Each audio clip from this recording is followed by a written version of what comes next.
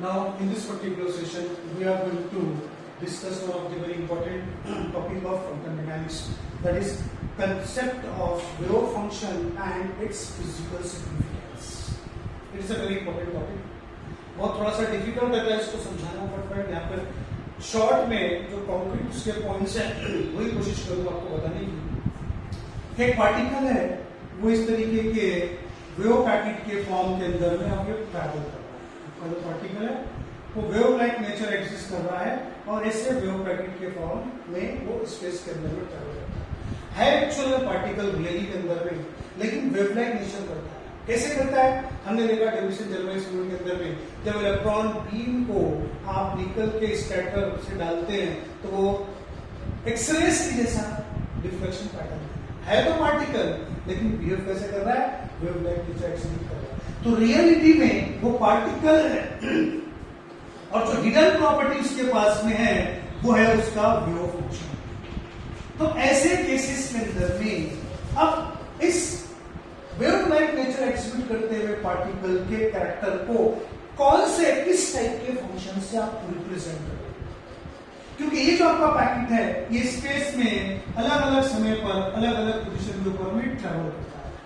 Therefore max born और Irwin Schrodinger ने theory develop की। उन्होंने एक वेव फंक्शन डिफाइन किया जो कि एक कॉम्प्लेक्स नंबर उन्होंने लिया। क्यों लिया कॉम्प्लेक्स नंबर? क्योंकि किसी भी कॉम्प्लेक्स नंबर के दो पार्ट होते हैं, एक रियल पार्ट और एक इमेजिनरी पार्ट। तो real part is related for its reality, that is the particle, and complex part is related with its hidden wave-like nature. So they have suggested a wave function psi, which is a function of space and time coordinate x, y, z and t. Psi is a function of space and time coordinate, and it is a complex number. ये क्या था? ये एक complex number था, which is given by psi 0,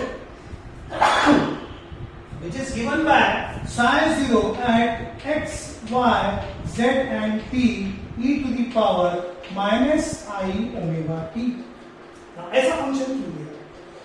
Psi, the nature of wave packet is characterized by a wave function called as psi, which is a function which is a complex number, which is a function of space and time coordinate, and it is given by psi of x, y, z t equal to psi 0 at the same point, same time, e to the power minus I omega t, where psi 0 is the peak value of what? Your wave function. ये जो value आएगी, this is the peak value. E to the power minus I omega t, it is the complex number, and ये बता रहा है कि ये periodic है nature के अंदर. It is periodic in nature. So in short, it is written as psi is equals to psi 0 e to the power minus I omega t. This is the function. अब ये एक complex number है। किसी भी complex number का कोई real meaning नहीं होता, लेकिन जब आप कॉम्प्लेक्स नंबर को उसके कॉम्प्लेक्स कॉन्जुगेट से मल्टीप्लाई करते हैं, तो right here I am writing here x plus i y, इसका कंजुगेट होता है x minus i y, and you know that जब उसको मल्टीप्लाई करें it equal to x square minus y square. x plus i y it is a complex number, इसका conjugate it's a complex number. जब दोनों का product लिया तो आपको मिला एक रियल नंबर। यही क्या श्रोडिंगर ने और मैक्स बॉर्न ने। रियलिटी क्या है, इसका सिग्निफिकेंस क्या है? अगर से आप वेव फंक्शन को अलोन लेंगे एक कॉम्प्लेक्स नंबर, उसका कोई डायरेक्ट फिजिकल सिग्निफिकेंस नहीं है, लेकिन जब आप एक पर्टिकुलर पॉइंट पर एक पर्टिकुलर टाइम पर आप साइ को डिफाइन करते हैं और उसी समय उसी पॉइंट पे आप उसके कॉन्जुगेट को लेते हैं और दोनों को आप मल्टीप्लाई कर देते हैं, तो आपको मिलता है एक रियल नंबर। आपको मिलता है एक real number, and according to Schrodinger this real number is proportional to probability of finding the particle at that point. What is it? Probability of finding the particle. Finding the particle at t at that point. इसको मैं और अच्छे से represent करूं। पहली बात तो ये कॉम्प्लेक्स नंबर को उसके कॉन्जुगेट से मल्टीप्लाई करेंगे तो आपको एक रियल नंबर मिलेगा। And in this case if you consider for any point x y z at time t psi, उसी समय पर उसी पोजीशन पर आपने उसका कॉन्जुगेट लिया, दोनों को मल्टीप्लाई किया, आपको रियल नंबर मिलेगा। वो रियल नंबर उस पॉइंट पर उस समय पार्टिकल के फाइंड करने के प्रोबेबिलिटी को प्रोपोर्शनल है। से आपने ये वाला पॉइंट लिया था x y z at time t, यहां पर आपने साई लिखा, यहां पे साई स्टार लिखा, दोनों को मल्टीप्लाई किया, जो रियल नंबर है, सपोज वो रियल नंबर है 0.4, तो इस पॉइंट पर पार्टिकल को फाइंड करने की प्रोबेबिलिटी 0.4 यानी 40% है। ये इसका फिजिकल वैल्यू है, ये उसका physical value. Let us consider 3 dimensional case अगर मैंने ले ली, सपोज मेरा 3 डायमेंशनल केस है, this is my x axis, this is y axis, this is z axis. एक पॉइंट ले लिया मैंने एक्स वाई जेड ले लिया, एक पॉइंट, इस पॉइंट के क्रॉस में एक छोटा सा मैंने वॉल्यूम डोमेन ले लिया। कैसा वॉल्यूम डोमेन लिया? x plus d x, x plus d y, x plus d x, y plus d y, z plus d z. तो मेरा जो वॉल्यूम एलिमेंट मिला वो मिला dx dy dz equal to dv। This is the volume element. अब इस volume element में particle को फाइंड करने का प्रोबेबिलिटी मुझे निकालना है। तो मैं क्या करने वाला हूं? मैं करने वाला हूं point x y z t पर साई की वैल्यू लिखूंगा, उस पर मैं लिखूंगा उसके कॉन्जुगेट की वैल्यू, लिखा मैंने साई इंटू साई स्टार, और ये मैं ले रहा हूं उस छोटे से वॉल्यूम एलिमेंट के लिए, दैट इज dv। अब ये जो प्रोडक्ट मुझे मिलेगा, this product is equals to probability of finding particle at this volume element, probability of finding particle in dv, particle in volume element dv।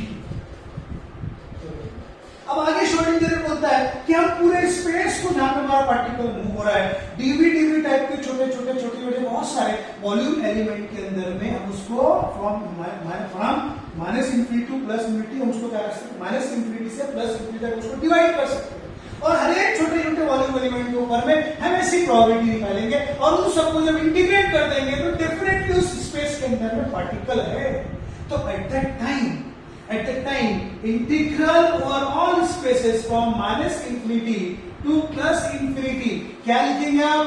psi star into psi dv will be equal to 1, will be equal to 1, क्योंकि पूरे के पूरे around 3 dimension आपने ले लिया, minus infinity से plus infinity, ऐसी छोटी छोटी जितनी प्रोबेबिलिटी थी सबको आपने ऐड अप कर दिया, तो पार्टिकल वहां कहीं ना कहीं है, तो सबका एडिशन कितना होगा? 1 होगा।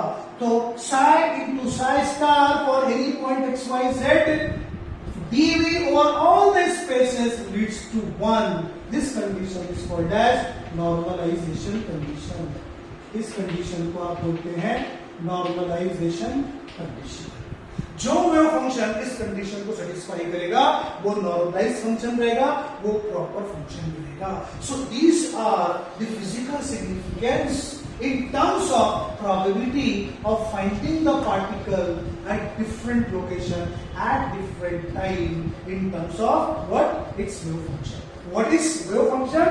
To represent the wave-like nature of particle, to represent the wave packet, a wave function psi is defined, which is a function of space and time coordinate, which is a complex number, which is given by psi x y z t equal to psi 0 x y z t to the power minus I omega t। In short इसको आप इस तरीके से लिखते हैं, it is periodic function, it is a complex number। जब ये complex number है तो इसका कोई डायरेक्ट फिजिकल सिग्निफिकेंस नहीं है, लेकिन जब हम कॉम्प्लेक्स नंबर को उसके कॉन्जुगेट से मल्टीप्लाई करते हैं तो हमको एक रियल नंबर मिलता है। इसी तरीके से जब हम एक पॉइंट लेंगे, उस पॉइंट पे साई लिखेंगे, वहां पर उसका कॉन्जुगेट लिखेंगे, दोनों को मल्टीप्लाई करेंगे तो एक रियल नंबर आएगा। This real number is proportional to probability of finding the particle at that point at that time. Consider एक पर्टिकुलर पॉइंट लिया, उस पर साई लिखा, साई स्टार लिखा, उसके लिए हमने रियल दोनों मल्टीप्लाई करके रियल नंबर निकाला। If that real number is 0.4 then we say probability of finding the particle at this point is 40%.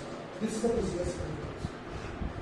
Moreover, if we consider in 3D there is a point x y z along which a volume element dx dy dz, then we write for this point psi and psi star multiply किया for that volume element particle के point करने का probability आपको sin to psi star दे देगा। ऐसे हमने पूरे space को माइनस इंफिनिटी से प्लस इंफिनिटी बहुत सारे छोटे छोटे वॉल्यूम एलिमेंट के अंदर में कंसीडर किया, हर एक के लिए प्रोबेबिलिटी निकाली, सबको इंटीग्रेट कर दिया तो हमें क्या मिलेगा, पार्टिकल है।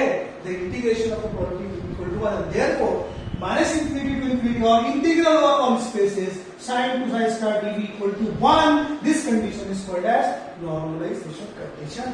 Now there are few more mathematical conditions the wave functions to satisfy. तो जो वेव फंक्शन psi है ये और भी बहुत सारे मैथमेटिकल कंडीशन को सेटिस्फाई करता है। Number 1, it should be finite function. psi कैसा होना चाहिए, psi should be finite function. It will be single valued function, किसी एक पॉइंट के ऊपर में उसकी एक ही वैल्यू आना चाहिए, एक से ज्यादा वैल्यू नहीं आना चाहिए। It should be a continuous function, it should be a continuous function. क्यों ऐसा, क्योंकि सारे स्पेस पे आप उसकी प्रोबेबिलिटी वहां पे निकाल रहे हैं। It should be a finite function, it should be a single valued function, it should be a continuous function and above all it should be a normalised function.